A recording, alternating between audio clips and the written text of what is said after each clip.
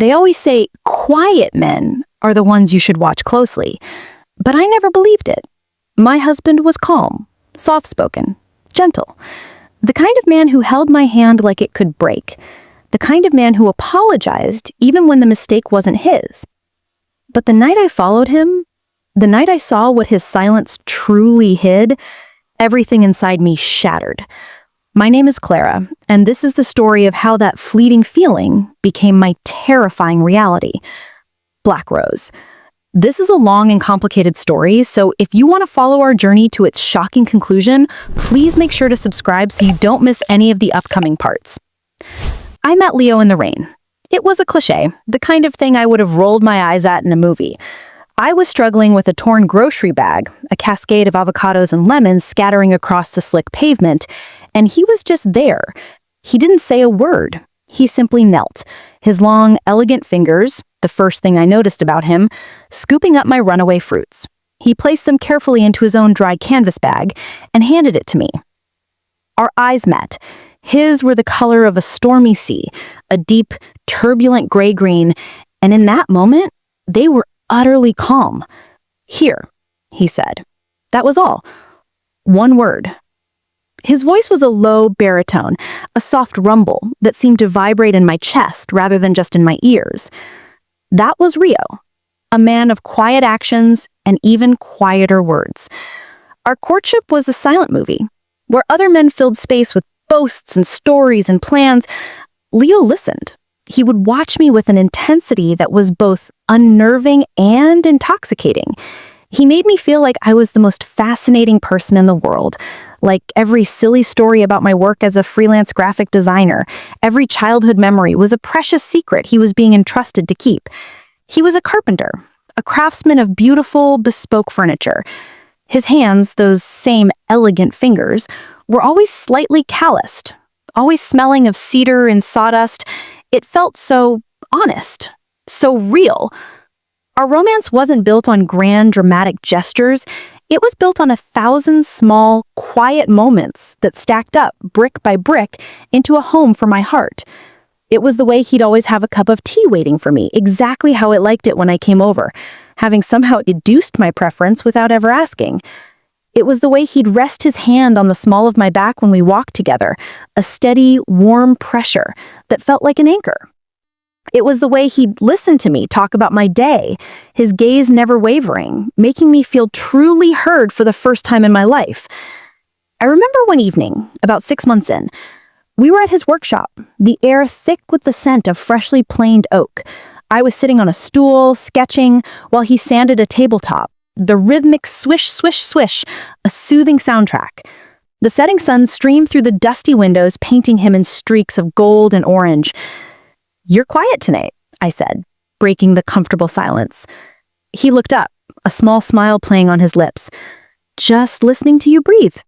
My heart did a little flip. It was such a simple yet profoundly intimate thing to say. He put down the sanding block, walked over to me, and cupped my face in his hands. His thumb stroked my cheeks, his touch impossibly gentle for such strong hands. He leaned in and kissed me, and it was different from our other kisses. It was slow, deep, and full of a terrifying, wonderful promise. It was a kiss that felt like a vow, a silent pledge of something permanent.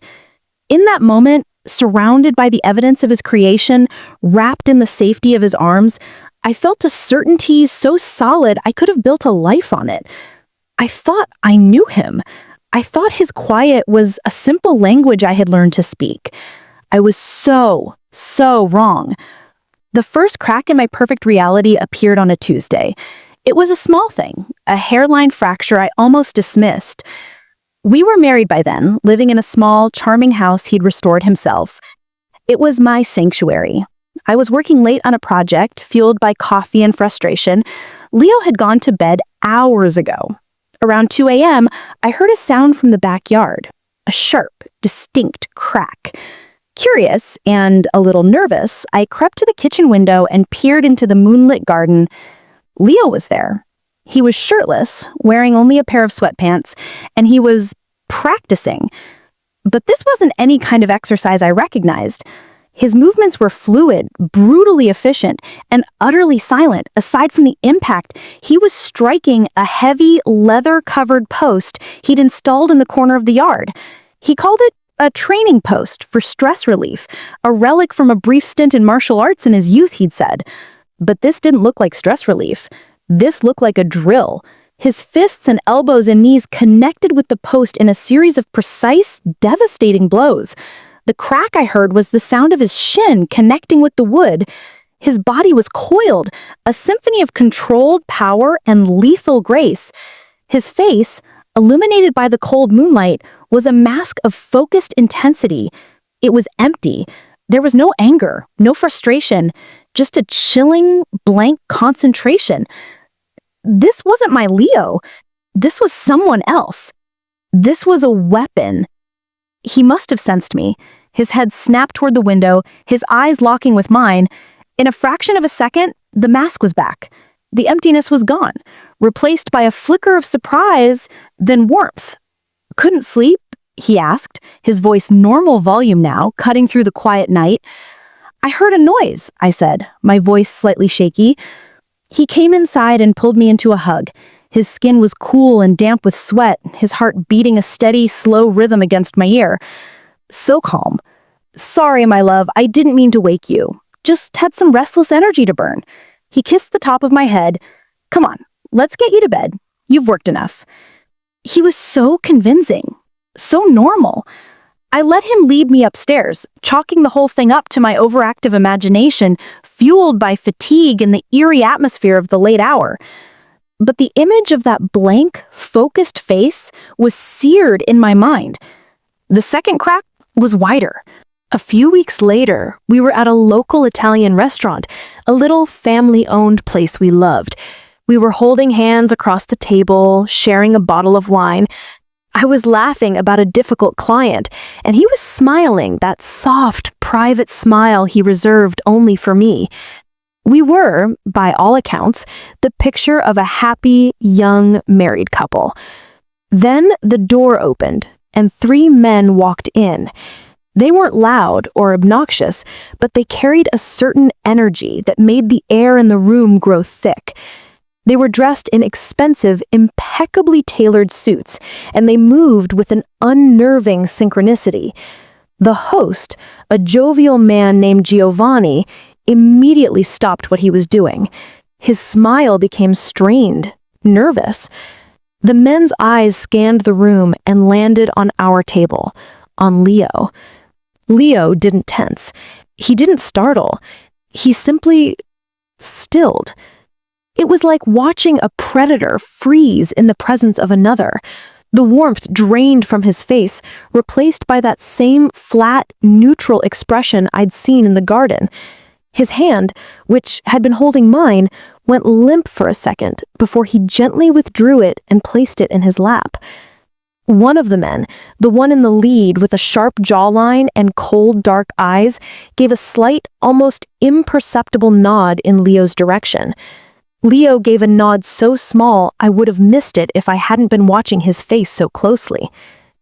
"Do you know them?" I whispered, a knot of anxiety tightening in my stomach. Leo's eyes met mine, and the warmth rushed back into them so convincingly I almost doubted what I'd just seen. "Who? Those guys?" "No, I think I just recognized one from the gym. Looks tough. Now, are you getting the lasagna, or are you feeling adventurous today?" He changed the subject so smoothly, so completely, that I was disarmed. But I knew with a cold certainty that he was lying. The way that man had looked at him, it wasn't a look you gave a stranger from the gym. It was a look of acknowledgement, of deference. The final crack, the one that shattered my illusion completely, happened a month later. Leo was away on a supplier trip for rare woods. He did this sometimes, disappearing for a day or two, always returning with beautiful, exotic timber and a quiet, tired peace about him. I never questioned it. I valued my own independence and trusted him completely. Bored and missing him, I decided to finally organize the clutter in the garage. It was his domain, a space I usually left to him, but I thought it would be a nice surprise. I was sorting through cans of paint and tools when I decided to tidy the large, heavy workbench. I moved a stack of sandpaper and saw a small, almost invisible seam in the side of the bench, a hidden drawer. My heart hammered in my chest. This felt like a violation. This was his space, his privacy. But the memory of the moonlight on his blank face, the cold look from the man in the restaurant, pushed me forward. With trembling fingers, I found a tiny latch and pulled. The drawer slid open silently. Inside, there was no stash of money, no drugs, nothing so cliché. There were only 2 items. The first was a phone, a cheap, simple, pay-as-you-go burner phone. It was dead, no charger in sight. The second item made the blood freeze in my veins. It was a photograph, worn at the edges from being handled. It was a picture of a man I didn't recognize, taken from a distance with a long lens. He was laughing, getting into a car, and neatly, precisely, drawn on his forehead in red ink was a small, perfect crosshair.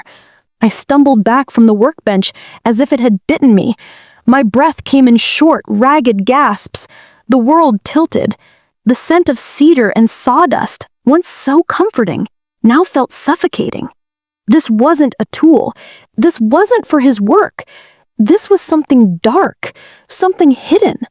The quiet man I married, the man who kissed me with such tenderness, who built beautiful things with his hands, what else did he build? What else did those hands do? I thought his quiet was peace. Now I was terrified it was the silence of a deep, dark secret, the silence of a man who had 2 faces, and I was only ever allowed to see one. The quiet was no longer comfortable. It was a blanket smothering me, and I was only just beginning to understand what lay beneath it. The world did not just tilt, it shattered. The familiar, honeyed light of our kitchen, where we'd shared so many morning coffees and evening wines, now felt like a stage light, exposing me in my terror. The scent of lemon-scented cleaner in the air, usually so fresh, now stung my nostrils, acrid and chemical. I stood in the middle of the room, my back pressed against the cool refrigerator door, trying to anchor myself to something, anything real. The image was burned onto the back of my eyelids every time I blinked. The cheap, anonymous phone, the photograph, the red crosshair drawn with such chilling precision. A target. That man was a target. My Leo. The man whose hands could trace the curve of my spine with a reverence that made me feel worshipped, whose voice could whisper my name like a prayer in the dark, those same hands had held that photograph, that voice, which only ever spoke to me in tones of love and quiet assurance, was connected to that phone. How long did I stand there? Time became a sticky, meaningless thing. The grandfather clock in the hallway ticked, each sound a hammer blow against my skull. Tick, liar, talk, murderer. The words formed in my mind, ugly and terrifying. I was spiraling, my breath hitching in my chest, threatening to spiral into a full-blown panic attack. I had to get out. I had to breathe air that wasn't contaminated by this lie. I snatched my car keys from the bowl by the door and fled. I drove with no destination, my hands clenched on the steering wheel, my knuckles white. I ended up at the beach, the same stretch of coast where Leo had asked me to marry him. The irony was a physical pain. I walked along the water's edge, the cold, foamy surf washing over my shoes, numbing my feet. The gray, churning ocean mirrored the chaos inside me. I replayed every moment of our relationship, every quiet smile, every tender touch, viewing them now through this new, horrifying lens. Was it all a lie? The thought was a vomitous wave of nausea. Our entire life together, our love, our marriage, was it just a cover? A beautifully constructed set for a play I never knew I was acting in? I thought of his workshop, the smell of cedar. Was that his true sanctuary, or was it the garage with its hidden drawer? I thought of his quiet strength, his calm demeanor. Was that the real man, or was it a meticulously maintained disguise for a monster? But then another memory surfaced, fighting against the tide of fear. It was from just a few weeks ago. I had been sick with a bad flu, feverish and shivering. Leo had taken the day off work. He'd set up a pallet of blankets and pillows on the living room floor so I could be near the fireplace. He'd made me homemade chicken soup from scratch, his brow furrowed in concentration as he chopped the vegetables. He'd read to me from my favorite comfort food novel, his low voice a steady, soothing balm. He'd held my hair back when I was sick, his touch infinitely gentle. He'd slept on the floor beside me that night just so he could hear me if I needed him. That wasn't the act of a monster, was it? Could a man who was capable of such profound tenderness also be capable of what? What exactly did I think he was capable of? An executioner? The title I'd mentally given him was so grandiose, so cinematic, it felt absurd. This was my Leo, my husband, the man who forgot to put the milk away and who snored softly in his sleep. But the evidence was there. The photograph, the phone, the men in the restaurant, the midnight practice sessions that looked less like exercise and more like training. The conflict was tearing me in two. One part of me, the part that had felt his love in 1,000 undeniable ways, screamed there had to be an explanation. A mistake, a misunderstanding. Maybe it was for a project, a morbid art piece, a research thing. The excuses were pathetic, even to my own ears. The other part of me, the primal, survivalist part, whispered a colder, harder truth. You are in danger. You are married to a stranger, a dangerous stranger. By the time I returned home, the sun was setting, painting the sky in violent shades of orange and purple. The house was dark and silent. It had never felt like a prison before. Now the locks on the doors seemed to be there not to keep danger out, but to keep me in. I had to be normal. I had to act as if my world hadn't just vaporized. I took a shower, scrubbing at my skin as if I could wash away the knowledge, the fear. I changed into my pajamas, my movements robotic. I was in the kitchen, mechanically making a cup of tea I knew I wouldn't drink, when I heard his key in the lock. My entire body went rigid. Every nerve ending was on fire. The door opened, and there he was, Leo, my husband. He dropped his duffel bag by the door, his frame filling the doorway. He looked tired, but his face softened the moment he saw me. Clara. And that one word, my name, spoken in his voice, was a lance through my heart. It sounded the same. It held the same warmth, the same love it always had. He crossed the room in a few strides and wrapped my arms around me, pulling me into a hug. I froze. My arms hung limply at my sides. I could feel the solid strength of his chest, the familiar scent of his skin, sawdust, soap, and the faint, clean smell of the cold night air. It was the scent of home. Or was it the scent of my captor? He felt my stiffness and pulled back, his hands moving to my shoulders, his stormy sea eyes searching my face with concern. Hey, what's wrong? You're trembling. I had to speak. I had to say something. My life might depend on the believability of my performance now. I just missed you. I managed to force out, my voice a thin, reedy thing. And I think I'm coming down with something. Just feel a bit shaky. It was a weak excuse, but he accepted it. His concern was immediate and genuine. He pressed the back of his hand to my forehead. You don't feel warm. Come on, let's get you to the couch. I'll finish making your tea. He led me to the living room, tucking a blanket around me with the same focused care he always showed.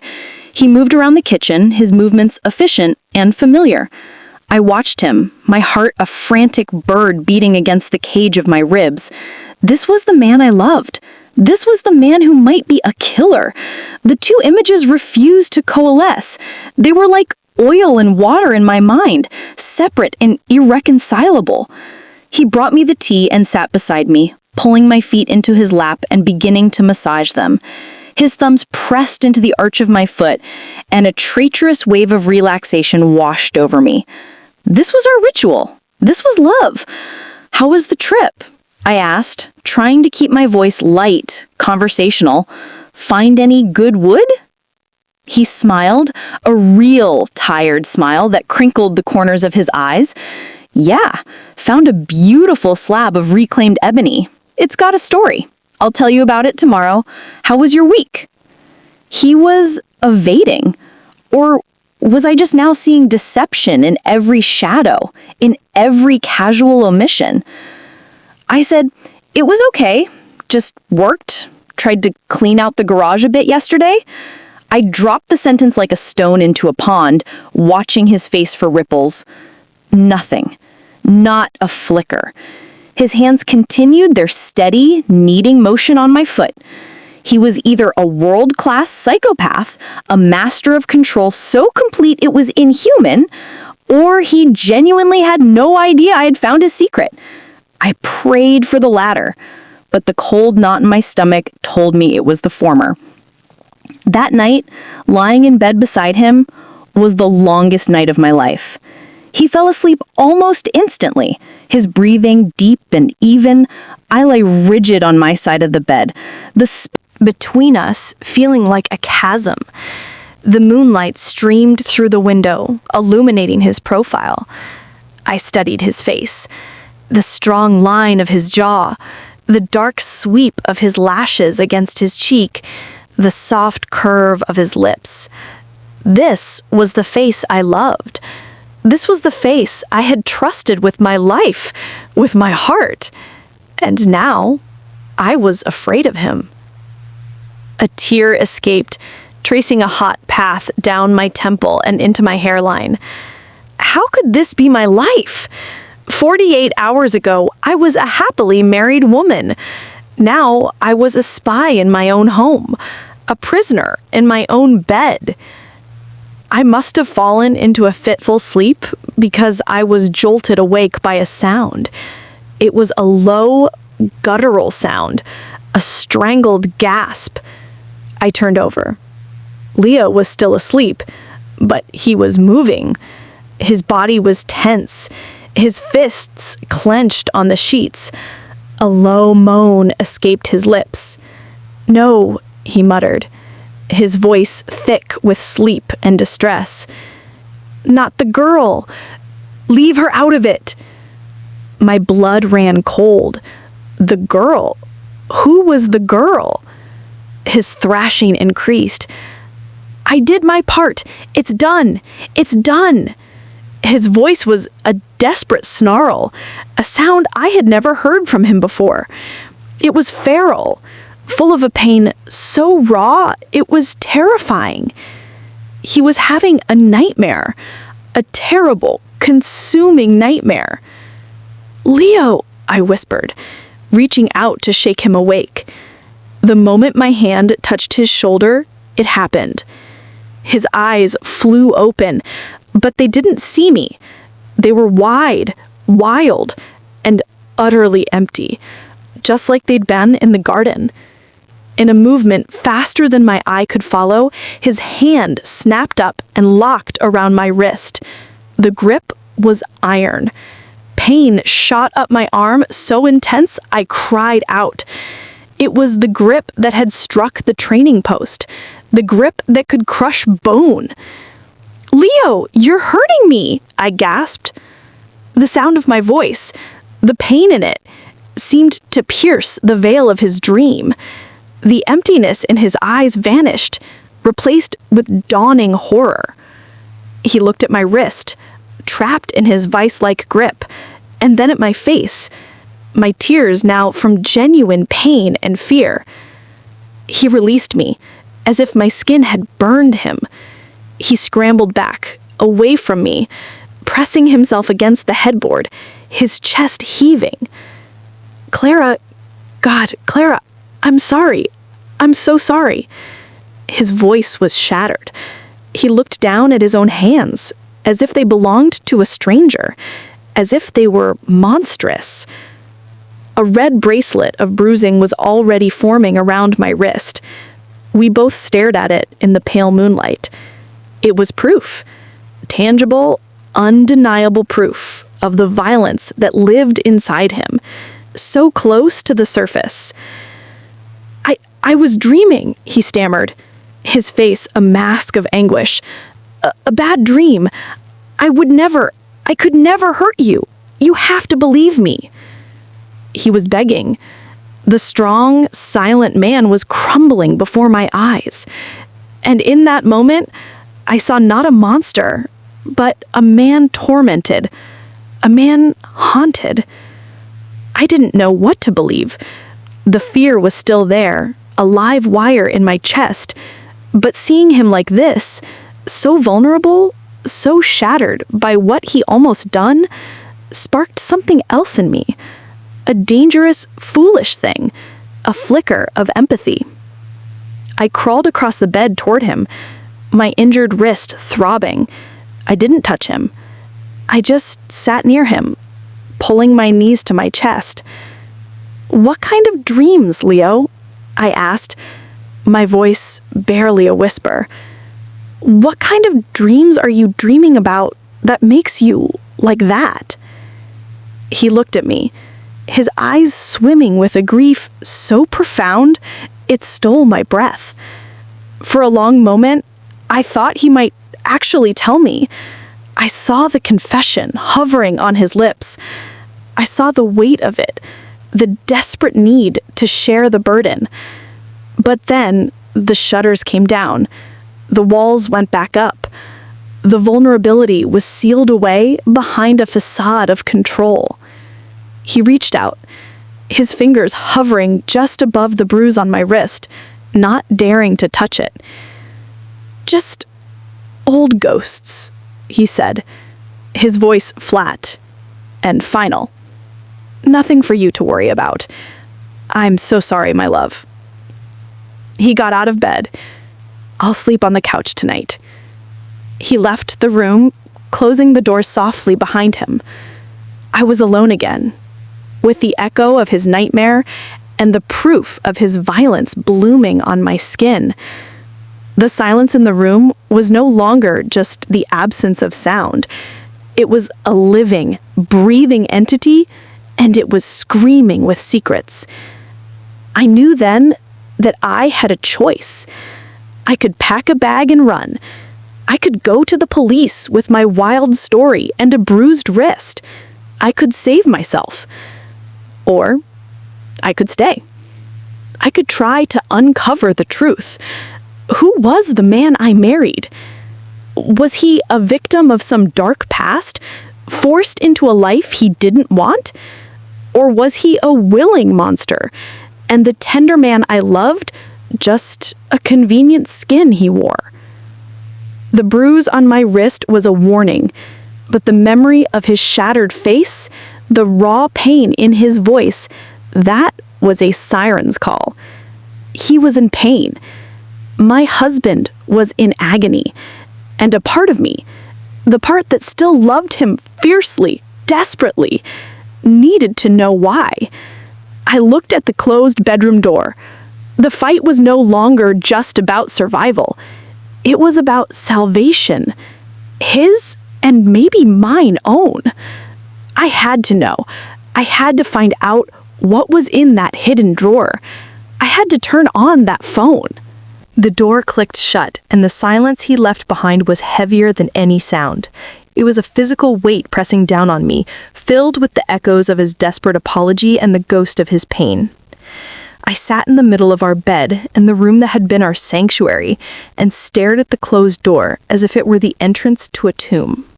My wrist throbbed, a hot, persistent pulse of pain.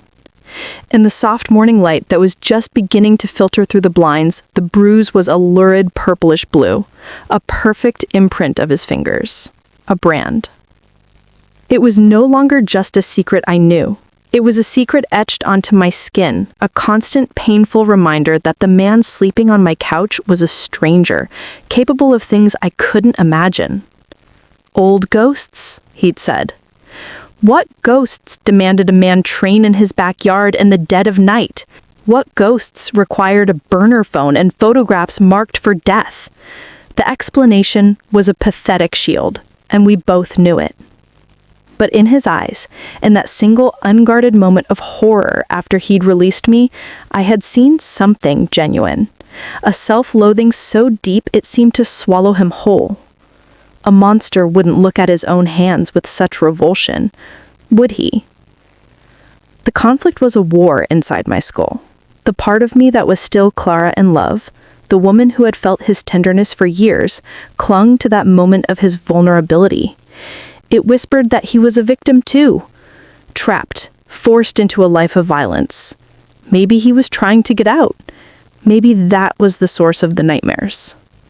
But the other part, Clara the terrified, screamed louder.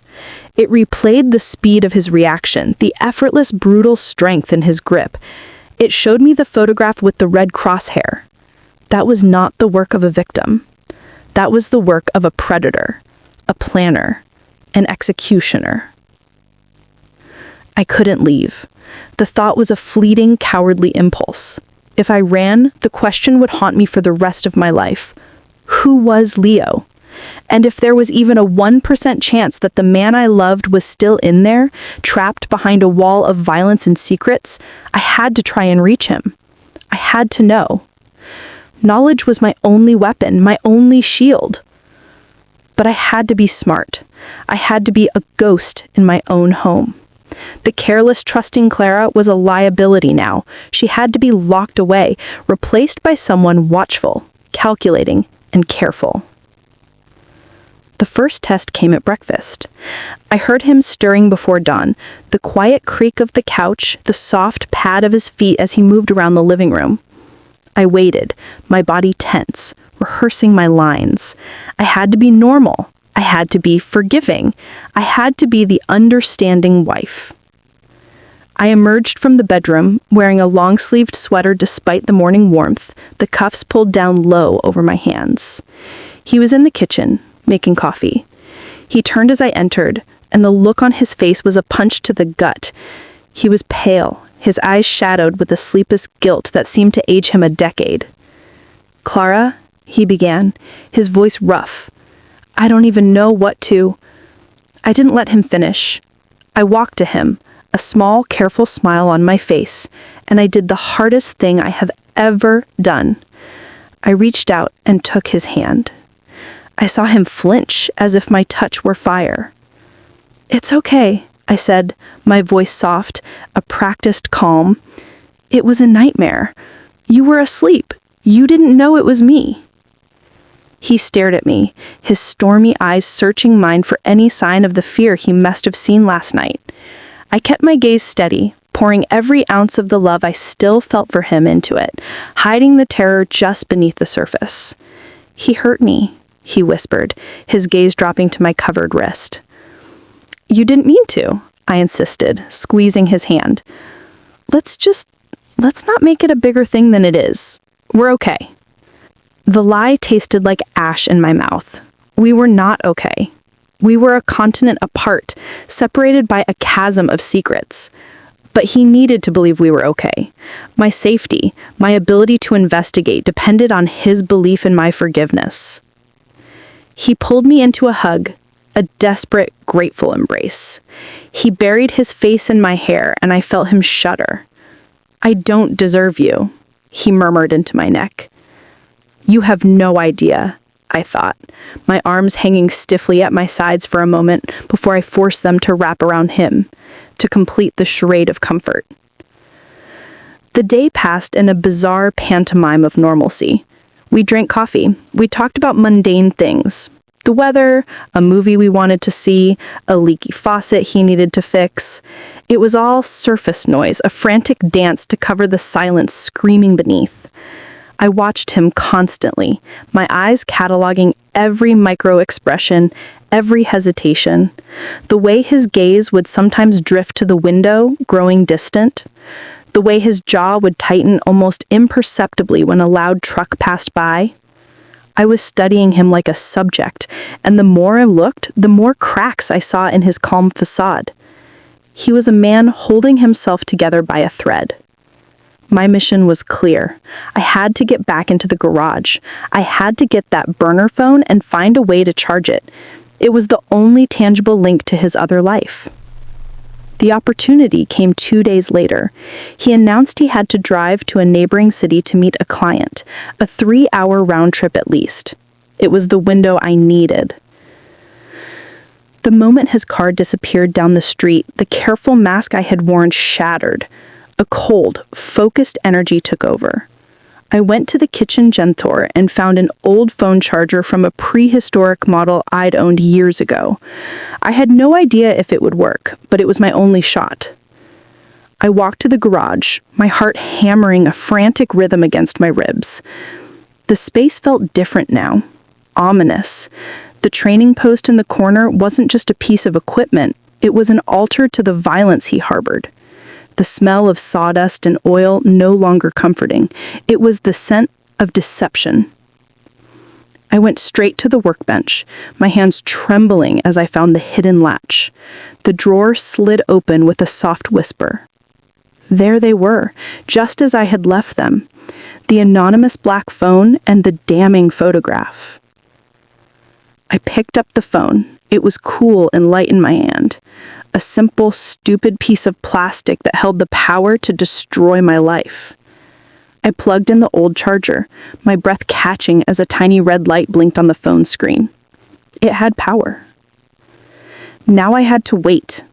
I couldn't stay in the garage. He might come back unexpectedly. Paranoia was my new constant companion. I decided to take the phone with me. It was a huge risk. If he checked the drawer and found it missing, the game would be over. But I had to chance it. This was my only opportunity. I hid the phone and the charger in the pocket of my winter coat, buried deep in the hall closet under a pile of scarves and old blankets, a place he would never look. Then I returned to the garage and carefully closed the hidden drawer, making sure everything looked exactly as it had. The wait for the phone to charge was agony. I tried to busy myself with work, but my focus was shattered. Every minute felt like an hour. Every sound from the street was his car returning. I was a live wire of anxiety. After what felt like an eternity, I crept back to the closet. The red light on the phone was now a steady green, fully charged. My hands were slick with sweat as I unplugged it and pressed the power button. The screen lit up with a generic, low-resolution logo. My stomach churned. This was it, the point of no return. The phone's interface was stark and simple. No apps, no games, just the basic functions. Calls, messages, contacts. My finger hovered over the messages icon. This was the core of it. This would be the evidence, proof. I took a deep, shuddering breath and tapped it. The screen populated with a list of conversations. There were only 3. All were with a single, unnamed contact.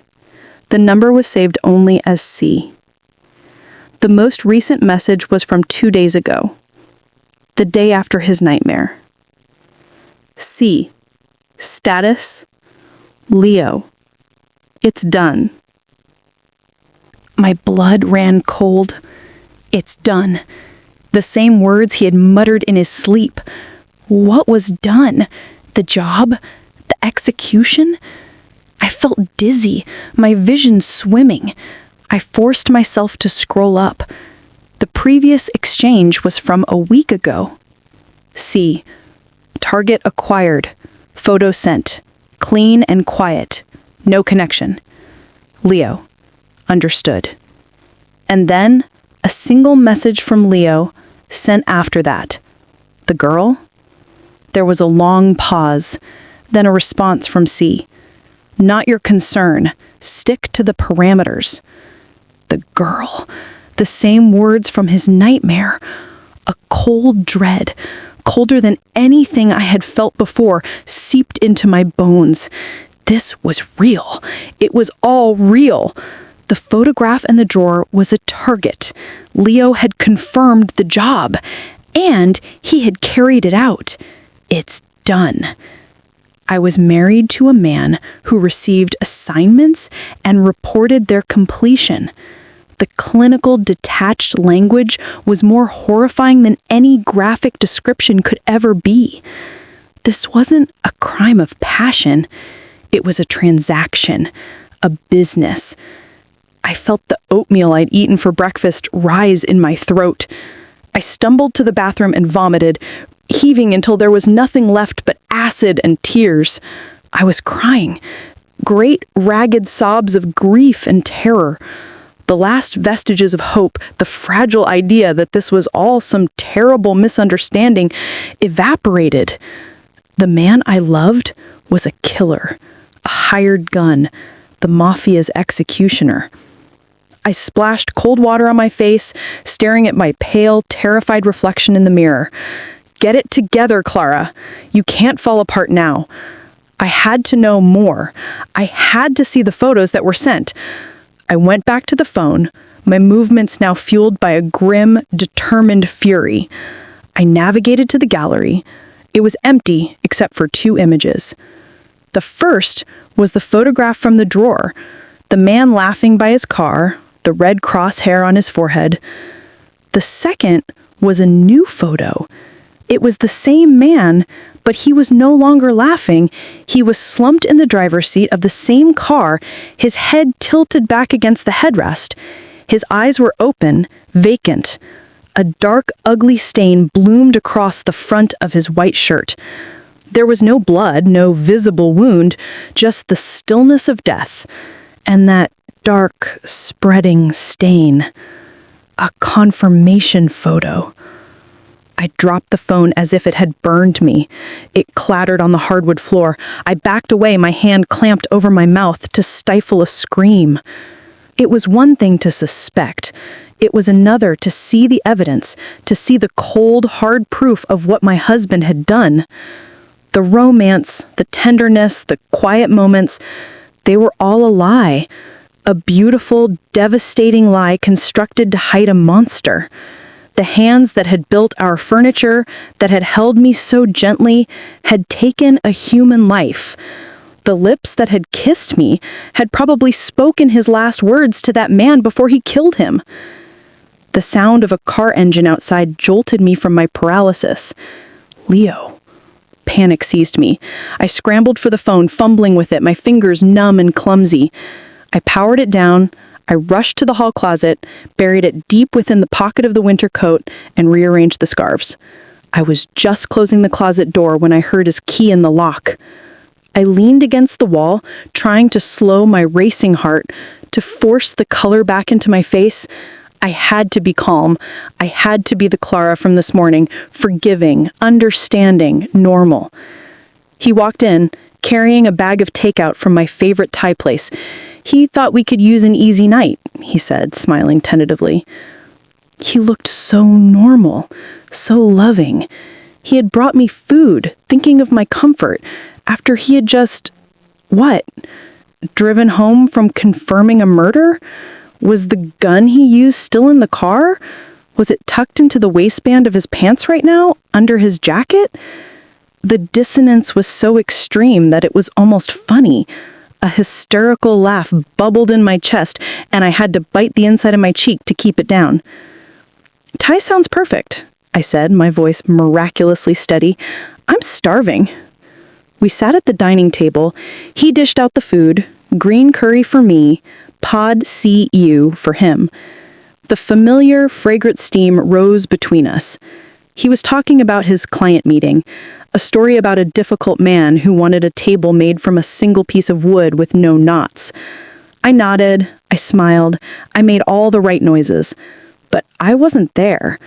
I was staring at his hands, those capable, clever hands now holding chopsticks. I imagined them holding a gun. I imagined them with that same efficient, precise motion I'd seen in the garden, silencing a man forever. He reached across the table to steal a bite of my curry, his eyes twinkling. It was an old, familiar game between us. My stomach turned. "You're quiet tonight," he observed, his head tilted. Just tired, I think, and still a little shaken from the other night." It was a risk mentioning it, but it was also a believable cover for my behavior. His face fell immediately. The guilt was back, a shadow in his eyes. "Of course, I understand." He reached for my hand, the one without the bruise. I let him take it. His skin was warm. I focused on the feeling, trying to find the man I loved in that simple contact, but all I could feel was the ghost of the gun, the chill from the photograph. I was living a double life now, too. I was the loving wife on the surface, and underneath, I was a terrified investigator, a grieving widow to the man I thought I knew. The house was no longer a home. It was a battlefield, and the war for the truth had just begun. I had evidence, but I had no context. Who was he? Why did he ask about the girl? What was Leo's real name? Was anything about our life together real? The phone was a key, but it had only opened the first horrifying door. Now, I had to walk through it and into the darkness. I had to find out who my husband really was before his world consumed us both. The green curry tasted like dust and ashes. Every bite was a struggle, a dry, flavorless lump I had to force down my throat. I watched Leo across the table, his face animated as he finally moved on from the story of the difficult client to a new idea for a rocking chair. His hands sketched the shape in the air, his eyes alight with a passion I had always loved. Now, that passion felt like a mockery. How could the same mind that designed such beautiful, serene objects also calculate the most efficient way to end a human life? The two images, the artist and the executioner, refused to merge. They existed side by side in the same body, a psychological paradox that was slowly driving me insane. I was playing a part, and the performance was taking everything I had. Every smile was a conscious muscle movement. Every nod of understanding was a calculated gesture. Inside, I was a raw, screaming nerve, haunted by the vacant eyes of the dead man in the photograph. I saw them every time I blinked. "You're sure you're okay?" Leo asked, his brow furrowed with concern. He reached out and covered my hand with his. "You're still pale." The warmth of his touch was agony. It was the most familiar feeling in the world, and it had become a lie. I wanted to snatch my hand away. I wanted to scream, "I know what you are!" Instead, I turned my hand over and laced my fingers through his, giving him a weak, reassuring squeeze. "Just a headache coming on, I think," I murmured, rubbing my temple with my free hand, "and I think the lack of sleep is catching up with me." It wasn't entirely a lie. The exhaustion was a lead weight in my bones. His face softened with immediate sympathy. "Of course. Why don't you go take a long, hot bath? I'll clean this up." It was the kind of gesture that had once made me feel cherished. Now it felt like a warden offering a minor comfort to a prisoner. But I seized the opportunity. I needed to be alone. I needed to think. "That sounds amazing," I said, forcing a grateful smile. I retreated to the bathroom, locking the door behind me. I leaned against it, my legs trembling. The silence in the small tiled room was a relief. I didn't run the bath immediately. I just stood there, listening to the sounds of him clearing the table, the clatter of plates, the running water from the kitchen sink, the mundane, domestic sounds of a life that was a carefully constructed fiction. My mind raced, circling the few terrifying facts I now possessed. Leo was a killer. He had confirmed a target and reported the job done. He reported to someone named C. There was a girl involved, someone he was concerned about. The burner phone was my only link, but it was a passive one. I could only see what had already happened. I needed more. I needed to be proactive. I needed to understand the rhythm of his other life. When did C contact him? Were there patterns? Did he have a safe? Other hiding places? A second car? The bath was a pretext. I needed to search the house. Properly. Not a frantic, guilty rummage in the garage, but a systematic, forensic search of our home while he was distracted. I started the water, letting the steam fill the room to sell the illusion. Then I cracked open the bathroom door just enough to peer out. He was still in the kitchen, his back to me, loading the dishwasher. The living room and hallway were clear. My heart hammered against my ribs like a trapped bird. This was a colossal risk. If he caught me, I slipped out, moving on the balls of my feet, my senses hyper alert. I started with the bedroom. I went to his side of the bed, to the nightstand where he kept a book on woodworking and a spare set of reading glasses. I opened the drawer. Nothing. But pens, a notepad, a few coins. I ran my hands along the underside of the drawer. Nothing. I moved to his closet. I pushed aside his row of identical flannel shirts and jeans, feeling along the back wall, checking the floorboards for any that were loose. I examined his shoes, feeling inside them. Nothing. The frustration was building, mixed with a sickening relief. Maybe there was nothing else to find. Maybe the phone was it. I moved to his home office, a small, tidy room with a large drafting table for his designs and a locked filing cabinet. The filing cabinet. I'd never had a reason to look inside it before. He'd said it was for client contracts and old blueprints. I glanced toward the hallway. The sound of the dishwasher was still running. I had time. The lock was a simple one. A few years ago, I'd locked myself out of a suitcase and bought a set of small lockpicks online, a frivolous purchase that had now become potentially life-saving. I retrieved them from my own desk drawer, my hands trembling. I'd never actually used them for anything more than that suitcase. I inserted the tension wrench in the pick, my ears straining for any sound of his approach. The lock was stubborn. My fingers were slicked with sweat. Click. It gave way. I pulled the top drawer open. It was, as promised, full of blueprints and client folders. I flicked through them quickly, my eyes scanning for anything that looked out of place. Nothing. The second drawer was more of the same. The bottom drawer was heavier. I pulled it open. It contained a large fireproof lockbox. My breath caught. This was it. The box was secured with a combination lock. This I couldn't pick. I stared at it, a cold, metal rectangle containing the answers I both craved and dreaded. What was inside? A gun? More photos? Passports? Cash? The sound of the dishwasher stopped. The sudden silence was deafening. I quickly closed the filing cabinet drawers, relocked them, and scurried back to the bathroom, slipping inside just as I heard his footsteps coming down the hall.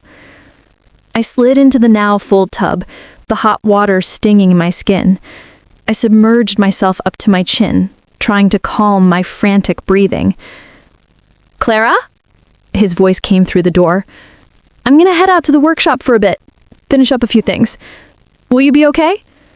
"Yes," I called out, my voice thankfully steady. "I'll probably just go straight to bed. Don't work too late. Love you," he said. The words hung in the steamy air, a beautiful, poisonous thing. I couldn't say it back. The lie was too big. I stayed silent, praying he would think the water had drowned out my response. I heard his footsteps retreat. The back door opened and closed. I was alone again. The lockbox changed everything. The phone was for communication. The box was for assets, for the tools of his trade. I had to get into it. The next few days were a masterclass in psychological warfare against myself. I lived in a constant state of hypervigilance. I monitored his movements, his moods, the times he received messages on his personal phone. I started noting down every time he said he was going to the hardware store or meeting a client. I created a mental map of his lies. And through it all, the charade of our marriage continued. It was the most intimate torture.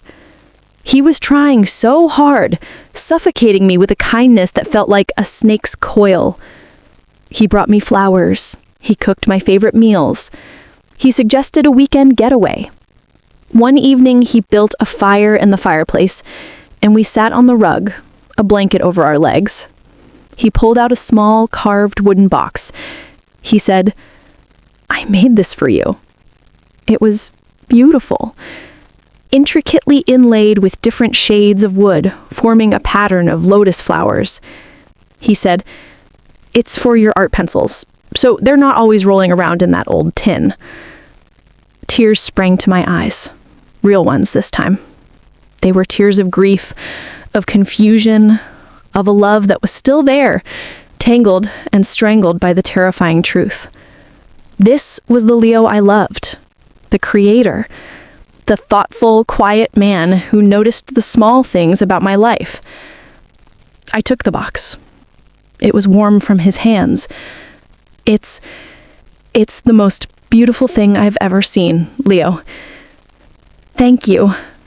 He smiled, a genuine happy smile that reached his eyes. He leaned in and kissed me. It was a soft, lingering kiss, full of a tenderness that shattered my heart into 1,000 jagged pieces. I kissed him back, pouring all my love, my fear, my despair into it. For a moment, I let myself forget. I let myself be Clara, the wife, the woman in love with her carpenter husband. It was in that moment of profound, painful connection that I felt it. A small, hard lump pressing against his hip, hidden under his sweater. I knew what it was immediately. The shape was unmistakable. He was carrying a gun in our home while he kissed me. I broke the kiss, pulling away slightly, pretending to be overwhelmed by emotion. I rested my head on his shoulder so he wouldn't see the terror in my eyes. He held me, his hand stroking my hair. "I love you so much, Clara. You are my entire world. You know that, right? You are the only good and pure thing in my life." The words were a confession, a damning one. The only good and pure thing, meaning everything else was not.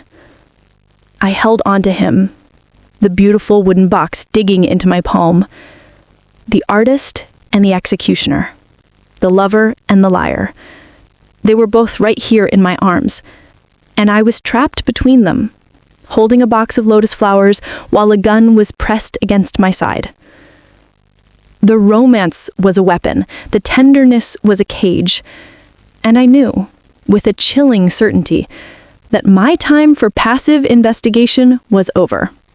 I had to get into that lockbox. I had to understand the full scope of what he was. The girl he was worried about? Who was she? Was she in danger? Was I? The stakes were no longer just about the truth of my marriage. They were about survival. His, hers, and my own. The feel of the gun, a hard, unyielding lump against the softness of his sweater and the warmth of his body, changed something fundamental inside me. It made the abstract terrifyingly concrete. The photographs on the burner phone were a horror from a distance. This was a horror pressed against my side, an intimate threat disguised as a lover's embrace. The beautiful, carved box of lotus flowers felt like a lead weight in my hand, a pretty container for pencils, while he carried a tool of death. The symbolism was so stark, it was almost laughable. He lived in two worlds, and he brought the artifacts of both into our home, into our most intimate moments. I stayed there, with my head on his shoulder, for a long time. I didn't trust my face. I could feel the muscles twitching, the mask of calm wife threatening to shatter into a million pieces. I focused on the rhythm of his breathing, the steady, solid beat of his heart under my ear. It was the same rhythm I'd fallen asleep to for years. Now it felt like the calm pulse of a predator. "I'm getting tired," I finally murmured, my voice muffled against his sweater. "I think I'll head to bed." He kissed the top of my head. "Okay, my love. I'll bank the fire and be up in a bit." I stood up, my legs feeling weak and shaky. I didn't look back at him. I walked upstairs, each step feeling like a mile, and went into the bathroom. I locked the door and stared at my reflection in the mirror. My eyes were wide, the pupils dilated with fear. I looked like a ghost of myself. He is carrying a gun in his own house. The thought cycled on a loop. Why? Was he expecting trouble? Was I the trouble? Had my fumbling investigation tipped him off? Or was this just a standard precaution for a man like him, like a carpenter carrying a tape measure? The latter thought was somehow more chilling. The normalization of it, the mundanity of evil. I had to get into that lockbox. It was no longer about curiosity. It was an urgent, desperate need. It was the vault that held the truths that could either save me or condemn me. The combination lock was the final barrier. The next day, I began Operation Combination. It was a pathetic, desperate mission born of fear and a complete lack of espionage training. My plan was simple. I had to watch him open it. The opportunity came sooner than I expected. 2 days later, Leo announced he was going to his office to work on some invoices. "Might be a few hours," he said, kissing my cheek. "Gotta get the boring stuff done." The moment the door closed, I was on the move. I didn't go to the hall closet for the burner phone. The lockbox was the priority. I crept into his office, my heart already thudding. The filing cabinet was still locked. Good. He hadn't discovered my intrusion. But how to watch him? I looked around the room. There was a bookshelf opposite the filing cabinet. On top of it, nestled between a book on Japanese joinery and a heavy dictionary, was a small, framed photograph of us from our honeymoon in Hawaii. We were both laughing, tanned and carefree. The memory was a fresh wound. I could hide a camera, but I had no camera, and buying one would raise questions. I had to do this the old-fashioned way. I had to be here, hidden, when he opened it. The risk was astronomical. If he found me hiding in his office, there would be no excuse, no lie that could cover it. The fragile truce we were living under would be annihilated. I spent the day in a state of nervous agitation, jumping at every sound. When he returned, I was pretending to read on the couch. "How are the invoices?" I asked, my voice a little too bright. "Tedious," he sighed and dropped onto the couch beside me and leaned his head back. He closed his eyes. "I hate paperwork." "Then open the lockbox," I silently screamed. "Do your real paperwork." He didn't. He fell asleep right there, his breathing deepening almost instantly. The exhaustion on his face was profound. The guilt, the double life, the violence, it was all weighing on him, grinding him down. For a fleeting moment, I felt a pang of something that wasn't fear. It was pity. He was in a hell of his own making, but it was hell nonetheless. The following evening, my chance finally came. He got a text message on his personal phone. I was loading the dishwasher, but I saw him glance at the screen, his face tightening almost imperceptibly. He didn't type a response, he just put the phone away. "I need to check something on a client file," he said, his tone carefully casual. "I'll be in the office for a bit." This was it. The text was a trigger. It had to be. I waited until I heard the office door click shut. Then, moving with silence I didn't know I possessed, I crept down the hall. The office door was solid oak, but it didn't sit perfectly in the frame. There was a slim, vertical crack of light from the bottom and a tiny gap near the hinges. If I got down on the floor... It was undignified and terrifying. I lay prone on the cold hardwood floor, my eye pressed to the narrow gap where the door met the hinge side of the frame. The view was distorted and limited, but I could see his legs, the bottom of the filing cabinet, and his hands. My breath caught in my throat. I could hear the blood pounding in my ears. I was a voyeur in my own life, spying on my husband from the floor like a bug. I saw his shoes stop in front of the filing cabinet.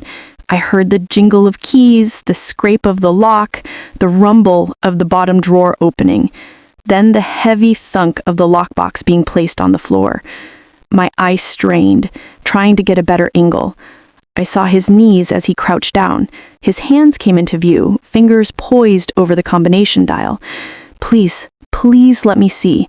He blocked my view. His broad shoulders were directly in the line of sight. I could see his hands moving, but not the numbers he was turning to. Despair began to curdle in my stomach. Then he shifted his weight, leaning slightly to the side to get a better look. It was only for a second, but it was enough.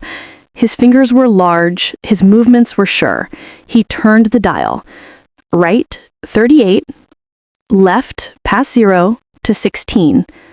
Right, 22. I committed the numbers to my memory, repeating them in a frantic, silent mantra. 38, 16, 22. 38, 16, 22. I heard the satisfying clunk of the lock releasing. He lifted the lid. I couldn't see inside. He was blocking it. He saw him reach in, his hand lingering for a moment. He pulled out a stack of passports. He flipped through them, selected one, and tucked it into the back pocket of his jeans. Then he pulled out a thicker envelope bulging with cash. He peeled off a few bills and put the rest back in. Lastly, he pulled out a second, smaller, slimmer phone, another burner, different from the one I had. He powered it on, checked the screen, and then powered it back off again. He placed everything back inside, closed the lid, and spun the dial. I scrambled backward on my hands and knees, my heart trying to beat its way out of my chest. I made it to the kitchen just as I heard the office door open. I grabbed a dish towel and started furiously wiping down the already clean counter, my back to the hallway. He walked in. "All done," he said. His voice was light, almost cheerful. The transaction was complete.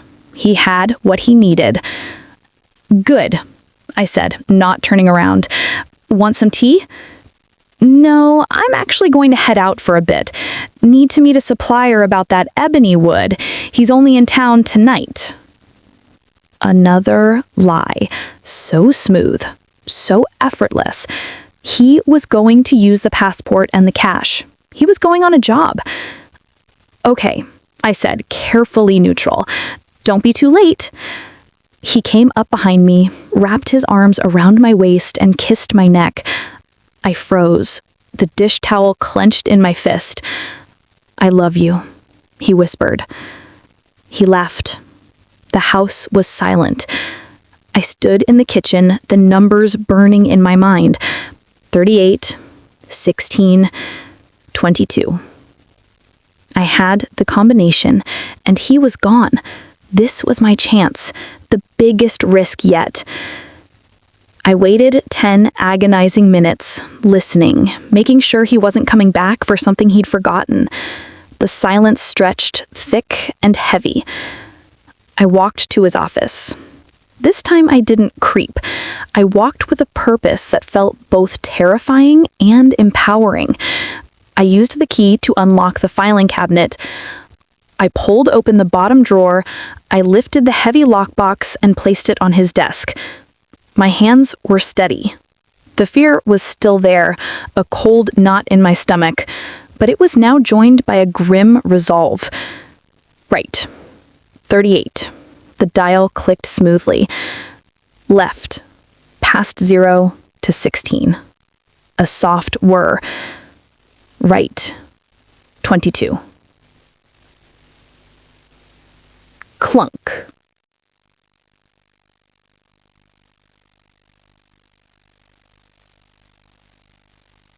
I held my breath. I lifted the lid. The contents were neatly organized, a reflection of his meticulous nature. On the left, the stack of passports. I picked them up. There were 4. He was in all of them, but with different names. Robert Miller, David Chen, Thomas Wright. The photos were all him, but his hair was different, his expression subtly altered. He was a ghost with multiple names. In the center was the envelope of cash. I didn't bother counting it. It was thousands, maybe tens of thousands, mostly large bills.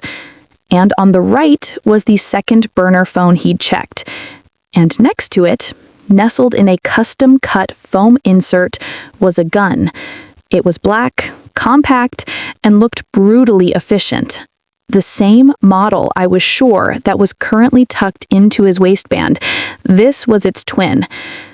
But it was the item tucked beside the gun that made my blood run cold. It was another photograph. This one was not of a target. It was a picture of a young woman. She had dark hair and bright, laughing eyes. She was maybe in her early 20s, beautiful and full of life. She was sitting on a park bench, unaware she was being photographed. And scrawled on the back of the photograph, in Leo's distinctive, neat handwriting, was a single word: Sophia. And a date: next Thursday. The girl from his nightmares, the girl he had asked C about, she had a name, and she had a deadline. This wasn't a target photo from C, this was personal. He had taken this picture himself. He was watching her. Was he protecting her, or was she the next target? The pieces shifted, forming a new, even more terrifying picture. Stick to the parameters, C had said. What if the parameters involved this girl? What if Leo was being forced to do something to her, or for her? I heard a car door slam outside. My head snapped up. Panic, pure and undiluted, flooded my system. He was back. I fumbled with the lockbox, my hand suddenly clumsy and numb. I shoved the passports back in, the photo of Sophia tucked between them. I closed the lid, spun the dial, and heaved the box back into the filing cabinet drawer. I slammed the drawer shut, fumbled with the key, and locked it. I was out of the office and halfway up the stairs when the front door opened. "Clara, you'll never believe it," he called out, his voice echoing from the entryway. "The supplier canceled. Got stuck in traffic on the other side of the city." I stood on the landing, my hand on the banister, forcing my breathing to slow. He was back. He had never left. He must have gotten a text and turned around. I had been seconds away from being caught. "Oh, that's a shame," I called down, my voice miraculously steady. "I'm just going to take a shower." I walked into the bedroom and closed the door, leaning against it. I had the combination. I had seen the contents. I knew about the passports, the money, the second phone, and I knew about Sophia. But I had no answers, only more questions, more terrifying than before. The lockbox hadn't given me clarity. It had plunged me into a deeper, darker maze. And I was running out of time. Next Thursday was only 5 days away. The shower did nothing to wash away the filth of what I had seen. The steam felt like a suffocating blanket, the water like needles on my skin. Sophia. The name echoed in the roar of the spray, a ghost in the mist. Her laughing eyes, so full of life, juxtaposed with the cold, clinical date scrawled on the back of her photo. Next Thursday. A deadline. For what? I had stumbled from one horror into a deeper, more personal one. This wasn't a faceless man in a photograph anymore. This was a young woman. And Leo, my Leo, was watching her. Was he her protector or her predator? The question was a splinter in my mind, festering. I had 5 days. 5 days to unravel a mystery that had taken me years to even discover. 5 days to decide if the man I loved was a monster to be exposed or a victim to be saved. The weight of it was crushing. When I emerged from the bathroom, wrapped in a towel, Leo was in the bedroom. He was standing by the window, looking out at the darkening sky. his profile etched with a tension I now recognized as the weight of his other life. The supplier canceling? Was that a problem? I asked, my voice carefully neutral. I had to know if my fumbling in the lockbox had triggered his return. He turned, and for a split second, before the mask of calm settled back into place, I saw it. A flicker of something hard and calculating in his eyes. It was gone so fast I almost doubted it. "No," he said, his voice a low rumble. "Just an inconvenience. It means I'll have to go to him, probably Thursday." Thursday. The word landed like a physical blow. A coincidence? Impossible. "Where is he?" I asked, moving to the dresser, keeping my back to him as I pretended to look for clothes. My heart was a frantic drum against my ribs. He came up behind me, his hands settling on my bare shoulders. I flinched. It was involuntary. A tiny spasm of pure fear. His hands stilled. "Clara?" The question in his voice was a delicate, dangerous thing. "I'm just cold," I lied, pulling away and grabbing the first sweater I saw. And still a little spooked from everything. I gestured vaguely, encompassing the nightmare, the bruise, the pervasive fear that now lived in our home. He accepted the lie, but the air between us was thick with unspoken truths. We were two actors on a stage, both knowing the play was a tragedy, but desperately trying to stay in our roles until the final curtain fell. The next 3 days were an exercise in exquisite torture. I was a ghost in my own life, going through the motions of work, of meals, of conversation, while my mind was a frantic command center. I had to find Sophia. She was the key. If I could find her, I could warn her, or I could confirm my worst fears. But how? I had a first name and a face. The internet was a vast, impersonal ocean. I spent hours on social media platforms, searching for Sophia in our city, scrolling through thousands of profiles, my eyes straining for that particular smile, those specific laughing eyes. It was like looking for a single specific grain of sand on a beach. On Wednesday, the day before Leo's supposed trip, desperation forged a new, reckless plan. I waited until he was in his workshop. Then I retrieved the first burner phone from my winter coat prison. My hands were shaking as I powered it on. I navigated to the messages with C. I was going to do the most dangerous thing I could possibly do. I was going to try and contact him. What would I say? "Hi, this is Leo's wife. Who are you and what are you making my husband do?" It was suicide, but I had to use the tools I had. I stared at the message thread, at the clinical, detached language. C. Status. Leo. It's done. An idea, fragile and terrifying, began to form. I couldn't be Clara. I had to be Leo. I had to mimic his style. Short, unemotional, to the point. I took a deep, shuddering breath and typed a message to C. "Leo.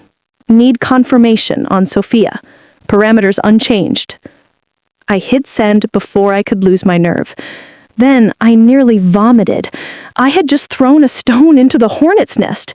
I had no idea what would come flying out. The response was almost immediate. The phone vibrated in my hand, a sinister little buzz. C. Why the question? My blood turned to ice. It was a challenge, a test. I had failed the tone. Leo wouldn't ask. He would just do. I had to recover. I had to think like him. What would he say? He was direct. He was about efficiency. "Leo, contingency, ensuring clean exit post-confirmation." I waited. My breath held. Every second was an eternity. The 3 little dots appeared. He was typing. C. Parameters stand. Confirm tomorrow as planned. No deviations. The girl is the priority. The girl is the priority. The words were a death knell. Whatever was happening tomorrow, Sophia was at the center of it. And the priority did not sound like she was being protected. It sounded like she was the objective. The phone buzzed again. "See. And Leo, use the new line. This one is for initiation only." Initiation. The word was so cold. They had a protocol, a routine for murder, and I had just broken it. I powered off the phone, my hands trembling so violently I could barely manage it. I had my confirmation. Sophia was in grave danger, and Leo was involved, deeply involved. I had to find her. Now. Driven by a new, frantic energy, I returned to my laptop. The girl is the priority. What did that mean? A ransom? A kidnapping? An assassination? I started searching local news for missing persons, for any mention of Sophia. Nothing. Then a different thought occurred to me. If she was so important, maybe she wasn't a random target. Maybe she was connected. I typed Sophia and organized crime and our city's name into the search engine. The third result was a Society page article from 2 years ago. Philanthropist Antonio Rossi donates $3 million to City Children's Hospital. I clicked on it. The article was accompanied by a photo of an older, distinguished-looking man with silver hair, cutting a ribbon, and standing beside him, her hand on his arm, smiling brightly for the camera, was the girl from the photo, Sophia Rossi. My breath caught. Rossi. The name was a legend in this city, whispered in connection with construction, waste management, and a darker, more violent underworld. Antonio the Old Man Rossi, the head of the Rossi crime family. Sophia was his daughter. The pieces slammed together with the force of a physical blow. Leo wasn't just a Mafia executioner. He was the Rossi family's executioner. And something was happening tomorrow with the boss's daughter. Was it a rival family making a move? Was it an internal power struggle? Was Leo assigned to protect her? Or was he assigned to something else? The cold, clinical language from C suggested something far darker. I had to warn her. Finding her address was frighteningly easy once I had her full name. A simple public records search revealed a luxury apartment building in the most exclusive part of the city. The kind of place with a doorman and security cameras. The kind of place that was supposed to be safe. It was Wednesday evening. Leo was packing a small duffel bag. He was quiet, focused, the pre-job focus I now recognized. "I'll be leaving early tomorrow morning," he said, not looking at me, "before you wake up." I just nodded, unable to speak. My own plan was forming. A desperate, half-baked scramble. I would go to her tomorrow. I would go to Sophia Rossi's apartment and I would tell her everything. The night was endless. I didn't sleep. I lay beside him, listening to his breathing, memorizing the feel of him, the scent of him. This might be the last time. Whatever happened tomorrow, our life, this fragile, beautiful lie, would be over. He left as promised, in the pre-dawn darkness. The moment I heard the soft click of the front door, I was up. I dressed in dark, comfortable clothes.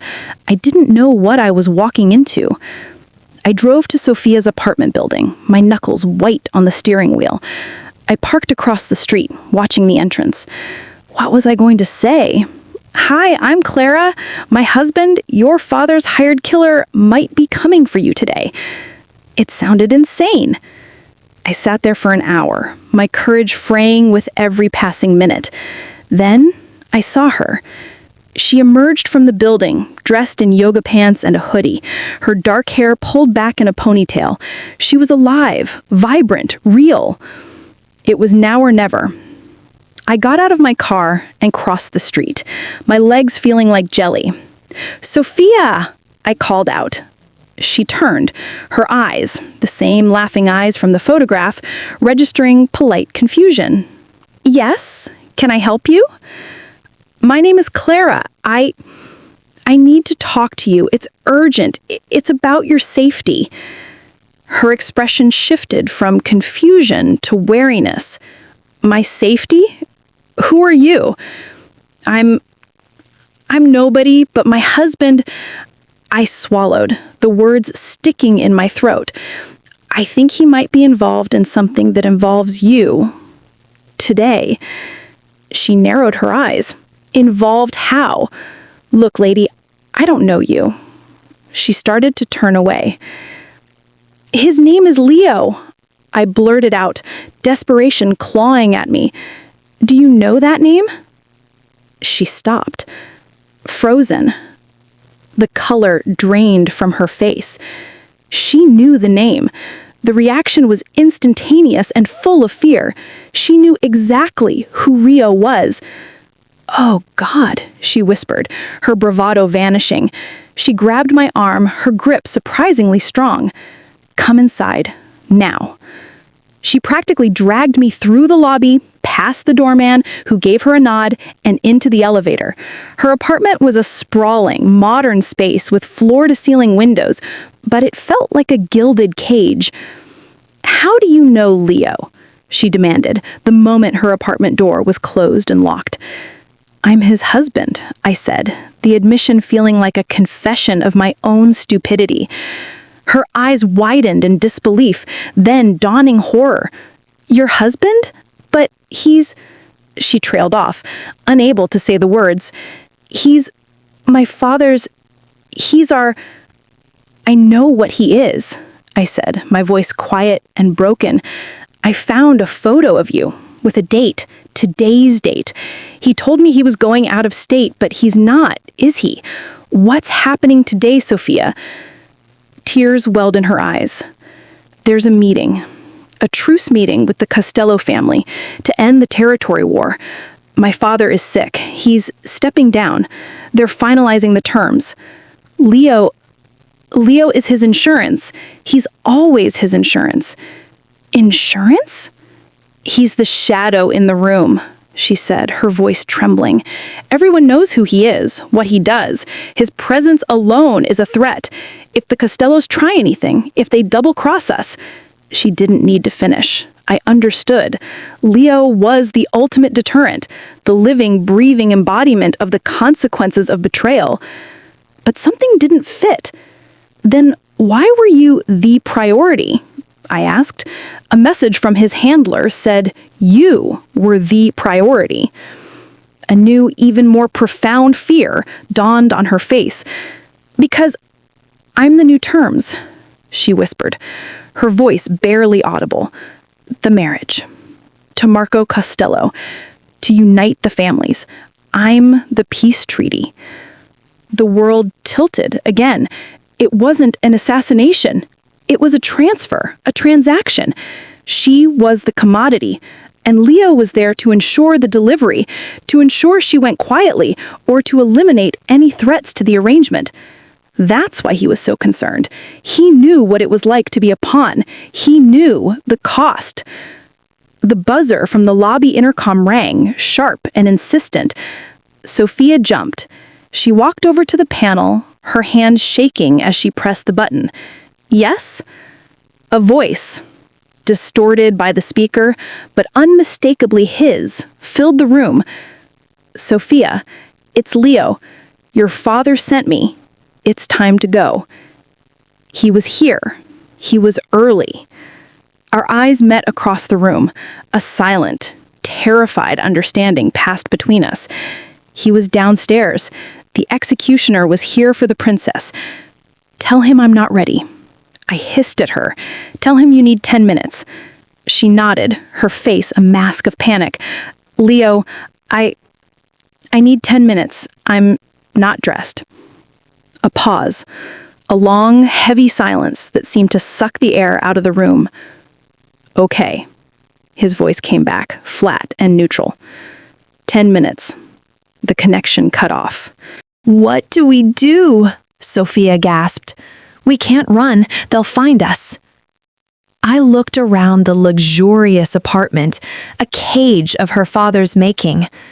I thought of Leo, standing in the lobby, The man who built me boxes of lotus flowers and who carried the weight of countless deaths. I thought of the bruise on my wrist and the terror in his eyes when he saw it. I knew what I had to do. I had to face him.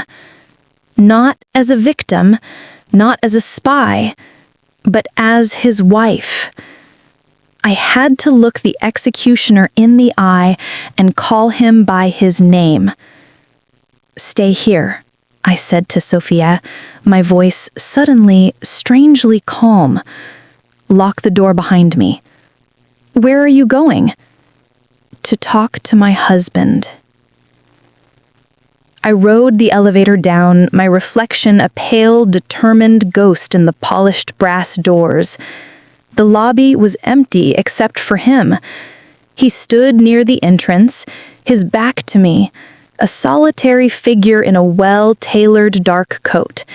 He looked every inch the businessman, the carpenter, the husband, but I could feel the lethal stillness radiating from him. He heard the elevator ding and turned.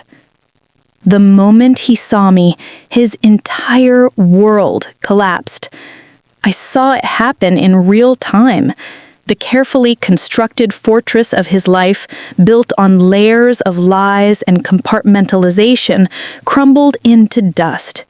His face, usually a mask of controlled neutrality, went slack with a shock so profound it was almost childlike. His stormy eyes widened, the sea in them churning with a hurricane of disbelief, horror, and a devastating dawning understanding. "Clara." My name was a breath, a prayer, a curse on his lips.